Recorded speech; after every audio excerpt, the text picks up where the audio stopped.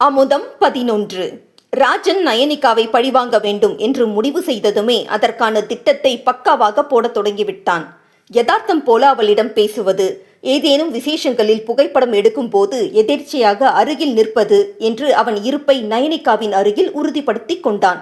அது மட்டுமல்ல, பல நாட்கள் லைப்ரரி, ஆடிட்டோரியம், கேன்டீன் என்று பல இடங்களில் நயனியை சந்தித்து, நீங்க இல்லைன்னா நானே இந்நேரம் கிடையாது மேம், என்னை காப்பாத்தின உங்களுக்கு எப்படி நன்றி சொல்றதுன்னு புரியல என்று உணர்ச்சி பெருக்கில் அவள் கையை பிடித்தபடி நன்றி தெரிவித்து அத்தனையையும் புகைப்படமாக மாற்றியிருந்தான். இது எதையும் அறியாத நயனி யதார்த்தம் போல அவனிடம் புன்னகையோடு பேச அதுவே இப்போது அவளுக்கு வினையாகி போயிருந்தது. ஆனால் சிறுத்தை என்றும் தம் புள்ளிகளை மாற்றிக்கொள்வது கிடையாது இல்லையா?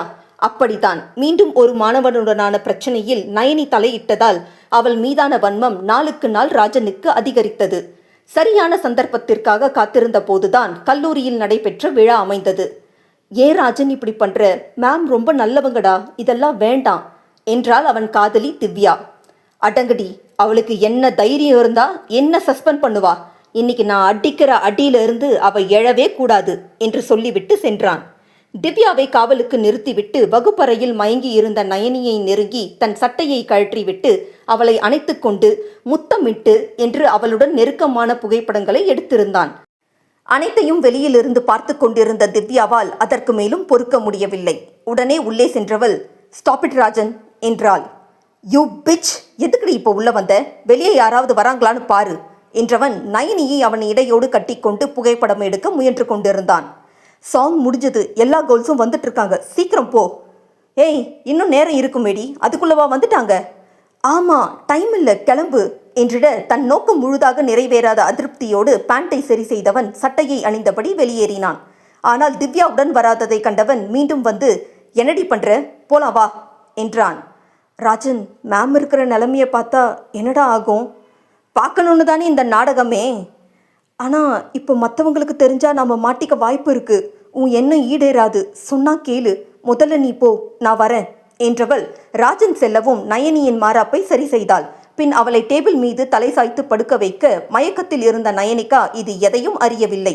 அடுத்த சில நிமிடங்களில் அங்கே வந்த மாணவிகள் நயனி டேபிளில் சாய்ந்திருப்பதைக் கண்டு ஒருவேளை உறங்குகிறாளோ என்று நினைத்து அடுத்த பாடலுக்கு தயாராக தொடங்கினர். ஒருத்தி நயனியை எழுப்ப முயல, ஏய் வேண்டா விடுடி, மேம் காலையிலேருந்து டான்ஸு, ஸ்கிட்டு, மைம்னு எல்லா ரிஹர்சல்லையும் கூட இருந்து எவ்வளோ பேரோட பர்ஃபார்மன்ஸ்க்கு ட்ரெஸ் பண்ண ஹெல்ப் பண்ணிட்டு இருந்தாங்க. மேபி ரொம்ப டயர்டாக இருப்பாங்க, டிஸ்டர்ப் பண்ணாத, நம்ம அடுத்த டான்ஸ்க்கு லெஹங்கா தாடே போட போகிறோம், நாமளே ரெடி ஆகிடலாம் என்றாள். ஆனாலும் ஹேர் ஸ்டைல் என்னடி பண்ண?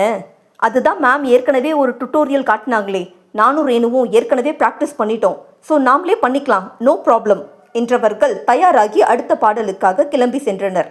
அவர்கள் செல்லவுமே மனம் கேளாத திவ்யா ராஜனுக்கு தெரியாமல் மீண்டும் அறைக்கு வந்து நயனிகாவிற்கு தண்ணீர் தெளித்து எழுப்ப முயன்றாள். ஆனால் முடியாததில் அவளுக்கு துணையாக அங்கேயே இருந்தவள் அடுத்தடுத்து வந்த மாணவிகள், மேம் இன்னுமா தூங்கிட்டு இருக்காங்க, எழுப்பி விடலாமா என்றனர். இல்லை, நானே ட்ரை பண்ணேன், ஆனால் மேம் தான் எழுப்ப வேண்டான்னு சொல்லிட்டாங்க என்றதில் அனைவரும் அவரவர் வேலையை பார்க்க சென்று விட்டனர். மேலும் 2 மணி நேரம் கடந்த பிறகு கண்விழித்த நயனி அருகே இருந்த திவ்யாவிடம், என்ன நீ மட்டும் இருக்க, மற்ற கேர்ள்ஸ் எங்க, நான் நல்லா தூங்கிட்டேனா என்றாள். ஆமாம் மேம் என்றவள் எதுவும் நடக்காதது போல அவளோடு கீழே இறங்கி சென்றாள். அடுத்த சில நாட்களிலேயே ராஜன் அனைத்து புகைப்படங்களையும் வீடியோக்களையும் மாணவர்கள் மற்றும் கல்லூரி பேராசிரியர்கள் இடையே பகிர்ந்திருந்தான். அவன் நினைத்தபடி அந்தரங்க நிலையில் நயனியோடு வீடியோ எடுக்க முடியாததால் அதில் மட்டும் அவன் ஏற்கனவே வேறொரு பெண்ணோடு நெருக்கமாக இருந்ததில் அப்பெண்ணிற்கு பதில் நயனியின் முகத்தை தத்ரூபமாக ஆர்டிஃபிஷியல் இன்டெலிஜென்ஸ் மூலமாக கொண்டு வந்திருந்தான். அவனை அழைத்து கேட்கவும், எல்லாமே உண்மைதான் சார், மேமுக்கும் எனக்கும் ரொம்ப நாளாகவே பழக்கம் உண்டு. அன்னைக்கு மேம் தான் சார் என்னை கூப்பிட்டாங்க. கிளாஸ் ரூமில் எப்படின்னு நான் கேட்டதுக்கு, எனக்கு நீ இப்போவே வேணும், உடனே வாடா, இல்லை இன்டர்னல்ஸில் கை வைப்பேன்னு சொன்னாங்க, அதனால தான் நான் கிளாஸ் ரூமுக்கு போனேன் என்று எடுத்ததுமே அனைவரின் தலையிலும் இடியை இறக்கியிருந்தான். சார், இது அப்பட்டமான பொய், இவனோட தப்பை மறைக்க பொய் சொல்கிறான், நம்பாதீங்க என்று சீறினாள் நயனி. யாரை பேசுறேன்னு புரியுதா ராஜன்? பொய் சொன்னால் அதுக்கான விளைவை நீ அனுபவிக்க வேண்டி வரும் என்று எச்சரித்தார் சக்கரவர்த்தி. நான் எதுக்கு சார் பொய் சொல்லணும்? கரத் சார் கல்யாணம் பண்ணின அடுத்த நாளே இவங்களை பிரிஞ்சு போயிட்டதால 2 வருஷமாக அவங்க ரொம்ப லோன்லியாக ஃபீல் பண்ணுறதா சொன்னாங்க. அது மட்டும் இல்லை, அவங்களுக்கு என்ன ரொம்ப பிடிச்சிருந்ததாம், அதனால் அவங்களுக்கு கம்பெனி கொடுக்க சொல்லி கேட்டாங்க. முதல்ல என்னால் இதை நம்ப முடியல. ஆனால் மேம் தான் அவங்களுக்கு இந்த ஃபேவர் பண்ணினா நான் ட்ரக்ஸ் எடுக்கிற விஷயத்தை யாருக்கும் சொல்லாமல் அதை பெருசுப்படுத்தாமல் பார்த்துப்பேன்னு சொன்னாங்க. யூ ராஸ்கல், உனக்கு போய் பாவம் பார்த்தேனே. உன் வாழ்க்கை நல்லா இருக்கணும்னு தானே நான் நினச்சேன். அந்த பழக்கத்திலிருந்து உன்னை காப்பாற்றணும்னு முயற்சி பண்ண என்ன போய் இப்படி நாக்கூசாமல் பேசுகிற என்ற நயனி அவனை அடிக்கவே சென்று விட்டாள். மற்றவர்கள் அவளை இழுத்து பிடிக்க, என் பேரண்ட்ஸ் மேலே சத்தியமாக இதுதான் சார் நடந்தது. அப்போவும் நான் இது தப்பு, நீங்கள் என்னோட குரு, முடியாது மேம்னு சொன்னேன்.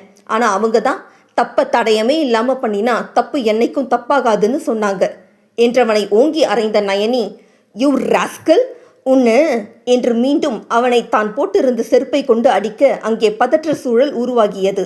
பெண் பேராசிரியர்கள் அவளை தனியே அழைத்து செல்ல, சார் நான் அப்போவே நீங்கள் என்னோட குரு, இதெல்லாம் தப்புன்னு சொல்லி நான் முடியவே முடியாதுன்னு சொன்னேன்.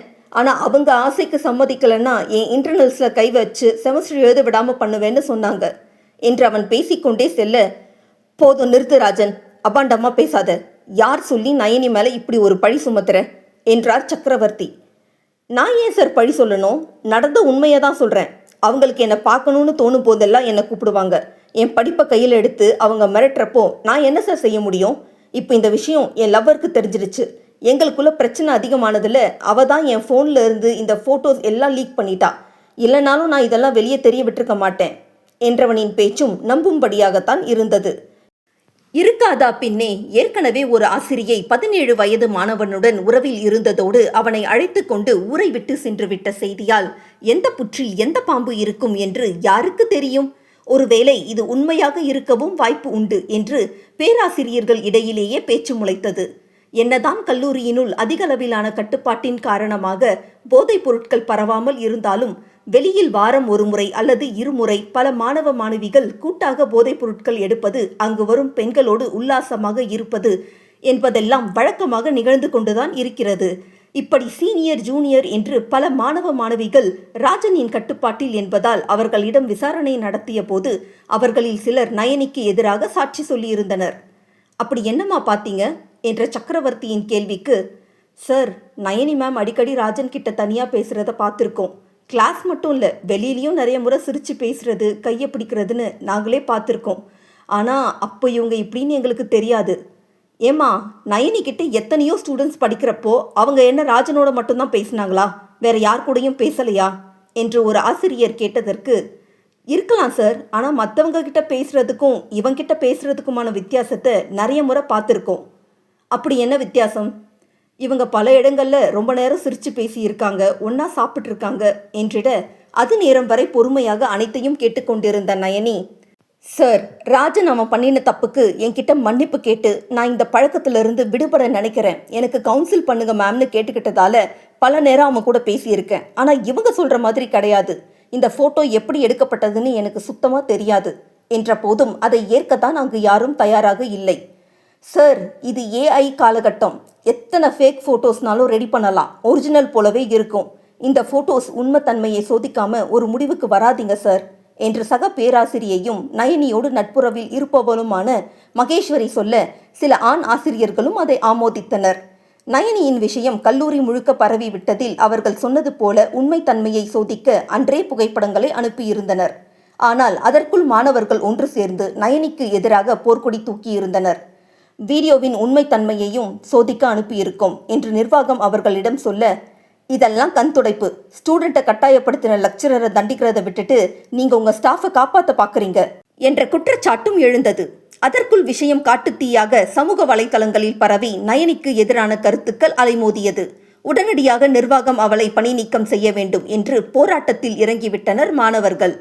இதே இந்த இடத்துல ஒரு ஆண் பேராசிரியர் இருந்திருந்தா யோசிக்காம விரட்டி இருப்பீங்க. ஆனால் பொண்ணு செஞ்சா மட்டும் மூடி மறைச்சு தப்பிக்க வைக்க பார்க்குறீங்க. அதுவும் அவங்க உங்கள் மருமகன்றதால விசாரிக்க கூட முதல்ல நீங்கள் தயாராக இல்லை என்று சக்கரவர்த்திக்கு அழுத்தம் அதிகரித்தது. யாராக இருந்தாலும் தீர விசாரிச்சுட்டு தான் முடிவெடுக்கணும். உங்கள் அவசரத்துக்கு எடுத்தேன் கவிழ்த்தேன்னு எதையும் செய்ய முடியாது. ஃபோட்டோவுடைய உண்மைத்தன்மை குறித்த ரிசல்ட் வந்ததும் உரிய நடவடிக்கை எடுக்கப்படும். இப்போதைக்கு போராட்டத்தை கைவிட்டு கிளாஸுக்கு போங்க என்று சமாதானப்படுத்த முயன்றார். ரிசல்ட் வரட்டும், நீங்கள் ஆக்ஷன் எடுங்க.